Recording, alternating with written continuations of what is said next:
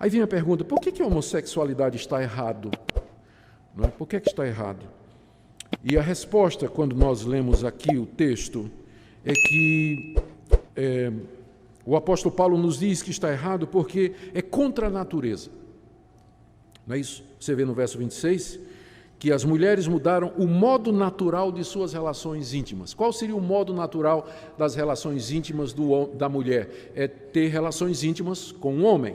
Mas as mulheres mudaram o modo natural e passaram a ter relações com outras mulheres. Então, esse é o primeiro ponto. No verso 27, Paulo, agora se referindo ao homem, diz assim, que eles deixaram o contato natural da mulher. E aí, se inflamaram com homens, e isso aí é um contato não natural. Então, esse é o ponto, esse é o problema. É contra a natureza. Não foi assim que Deus criou. Quando Deus criou o mundo, Deus criou o primeiro casal, e ao criar um homem e uma mulher, ele estabeleceu o padrão do que é natural. Natural é um homem e uma mulher, casamento monogâmico, heterossexual. Da mesma forma que adorar a criatura em vez do Criador é uma perversão da revelação, a homossexualidade é uma perversão da ordem natural das coisas. E é isso que Deus, é essa comparação que está aqui. Da mesma sorte que a humanidade perverteu a revelação que Deus fez de si mesmo e adorou a criatura em vez do Criador, Deus os entregou e, como resultado, eles perverteram a ordem natural das coisas. E deu isso aqui que nós estamos lendo agora. Veja também como é que Paulo se refere, infelizmente, à nossa tradução, os nossos tradutores, eu não sei por que eles não disseram, ou não traduziram assim, mas literalmente o verso 27 está dizendo assim, semelhantemente, primeiro no verso 26 ele diz assim, por isso Deus os entregou a paixões infames, porque até as suas fêmeas no original, traduziram como mulher, mas para nós hoje tem uma diferença muito grande por causa da ideologia de gênero. Não é? Então você pode ser fêmea de nascimento, mas mulher é uma construção social. Mas é interessante que Paulo está dizendo aqui, quando ele se refere às mulheres, ele se refere como as fêmeas, verso 26, mudaram o modo natural de suas relações íntimas. E quando chega no verso 27, semelhantemente os machos. Eu não sei por que a nossa tradução colocou mulheres e homens, porque perde um pouco da força do original, não é? Semelhantemente, os machos, deixando o contato natural da fêmea, se inflamaram mutuamente em sua sensualidade, cometendo torpeza macho com macho, recebendo em si mesmos a merecida punição do seu erro. Então, Paulo, ao tratar dessa questão, ele vai logo na questão biológica de definição. É macho e fêmea, não tem meio termo. E o problema é quando essa ordem é invertida. O problema é quando essa ordem é pervertida, que dá nisso aí.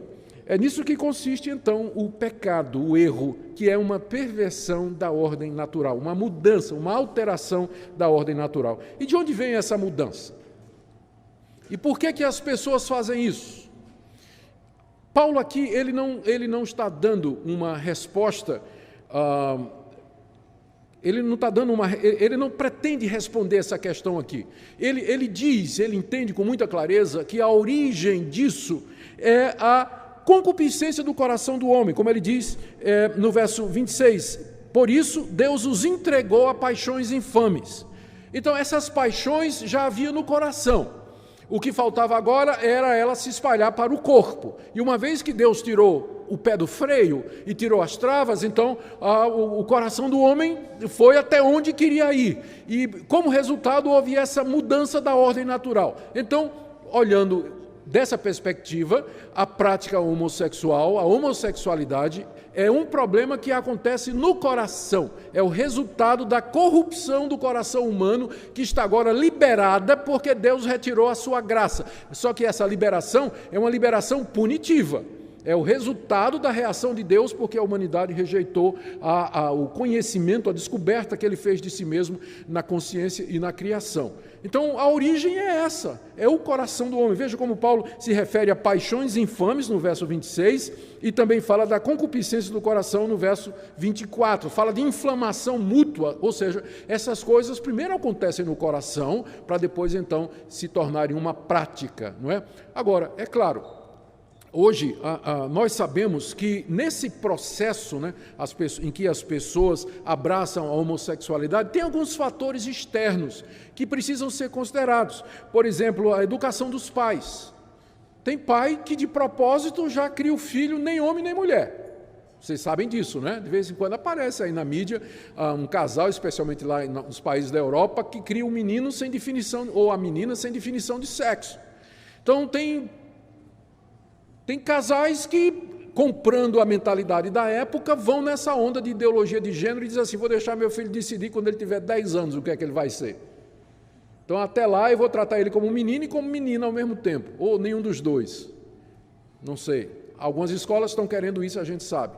Uma boa notícia é que a Associação Nacional dos Juristas Evangélicos, da qual eu tenho o privilégio de fazer parte, nós conseguimos uma grande vitória lá em Niterói recentemente, derrotando ideologia de gênero na Câmara. Eles queriam colocar nas escolas públicas e, graças a Deus, foi derrotado. Estamos brigando no que a gente pode, mas a luta é grande, né?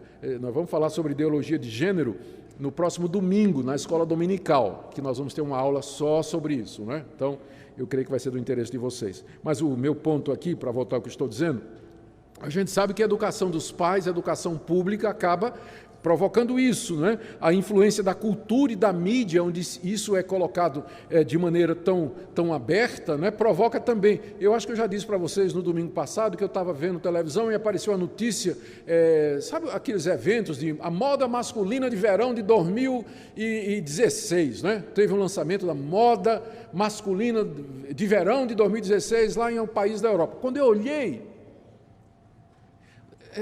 era tudo... de homem não tinha nada. Não tinha. Os modelos tudo afeminado, com roupinha afeminada, coladinho assim, com aquele jeito, né? Mas moda masculina. É a cultura, é a época. É assim. Então é natural que num ambiente desse a criança fique confusa, o adolescente fique confuso. Então, pode acontecer que alguns até vão por um caminho, até por curiosidade, né, para saber o que é aquilo, o que é que isso representa, e dá uma dor de cabeça aos pais, né, muito grande. Abuso sexual sofrido na infância. Muitos apontam para isso, que foram abusados na infância, e apontam como sendo a causa. Lares disfuncionais, onde os papéis não são respeitados, onde quem usa calça é a mulher e o homem usa a saia, não é? Então, em lares disfuncionais assim, onde os papéis não são bem definidos, a criança cresce confusa sem saber realmente, e é difícil. Pensa no menino, como é hoje. O menino nasce, é uma parteira, com exceção se nascer aqui na igreja, que nós temos bons médicos aqui que trabalham na área de parto.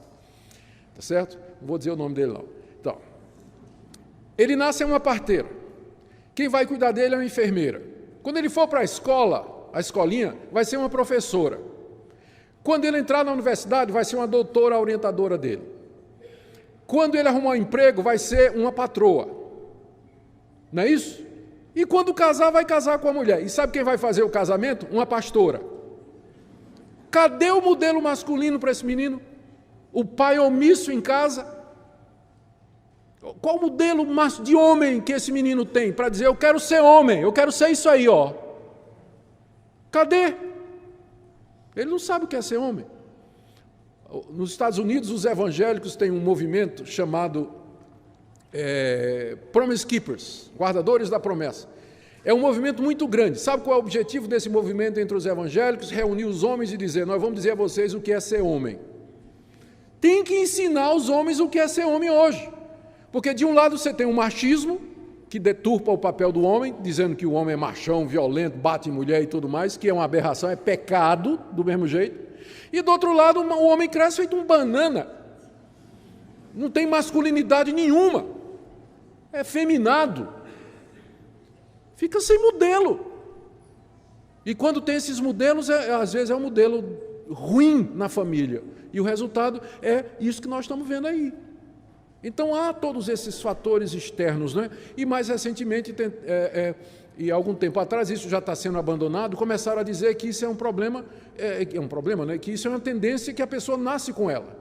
Agora, nós temos que decidir, porque eu não sei mais o que é que eles estão pensando. Porque, primeiro, de um lado, você vê gente dizendo, não, o homossexual, ele nasce homossexual. Mas agora estão dizendo que não, que é uma questão de escolha, é uma questão de gênero. Ou seja, você nasce de um jeito, mas depois você pode escolher ser outra pessoa. Então, a gente não sabe nem o que estão pensando agora. Nasce assim ou não nasce? Porque se nasce, não tem isso de ideologia de gênero. E se ideologia de gênero é verdade, então não é uma coisa de nascimento. Fica essa confusão toda que estão trazendo e discutindo aí, não é? Então, meus queridos, nós não podemos ignorar esses fatores, mas uma coisa também, não tem nada errado nós reconhecermos que tem gente que vai por esse caminho, por criação, foi abuso na infância, influência dos amigos, a moda, nós não estamos negando isso, mas uma coisa que nós queremos que também não seja negado é que esse é um problema que começa aqui. É um problema do coração, é um problema da corrupção do coração humano. O texto é muito claro, a palavra de Deus é muito clara a respeito desse tipo de coisa. E nós precisamos estar atentos e claros com relação a isso. Finalmente, qual o castigo que Paulo menciona aqui para a prática homossexual? Ele menciona no final do verso 27, não é? Homens com homens, recebendo em si mesmos a merecida punição do seu erro.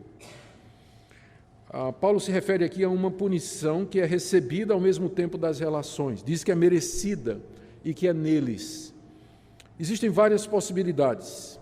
A própria degradação moral que a pessoa experimenta, e não se iluda, embora o nome seja gay, e a palavra gay significa feliz e alegre em inglês, isso não retrata a vida de muitos deles. Isso não retrata a vida de muitos deles que sofrem e têm problema de depressão, problema de identidade, uma luta muito grande. Então, pode ser uma referência a alguma forma de flagelo, dor espiritual, psicológica ou física, a própria degradação é que a pessoa se submete a fazer uma coisa que não é natural, por mais que ela queira pensar que está fazendo uma coisa natural. Mas há consequências para esse tipo de procedimento. Encerro fazendo a seguinte pergunta: o que é que o texto nos ensina? Eu vou começar com algumas afirmações e terminar com as negações. O texto afirma que sexo e gênero são definidos biologicamente, macho e fêmea, são definidos na criação. A gente é aquilo que a gente nasceu. É claro que a sociedade e o convívio com os pais vai nos ajudar a confirmar isso, a amadurecer e sermos aquilo que já somos por nascimento, verdadeiros homens e verdadeiras mulheres. Esse é o papel da família e o papel da sociedade, desenvolver aquilo com que nós já nascemos. Então, nós não podemos aceitar a ideologia de gênero. Segundo, nós afirmamos que a homossexualidade ela não é genética e, portanto, ela não é irresistível, mas é uma decisão que o indivíduo toma.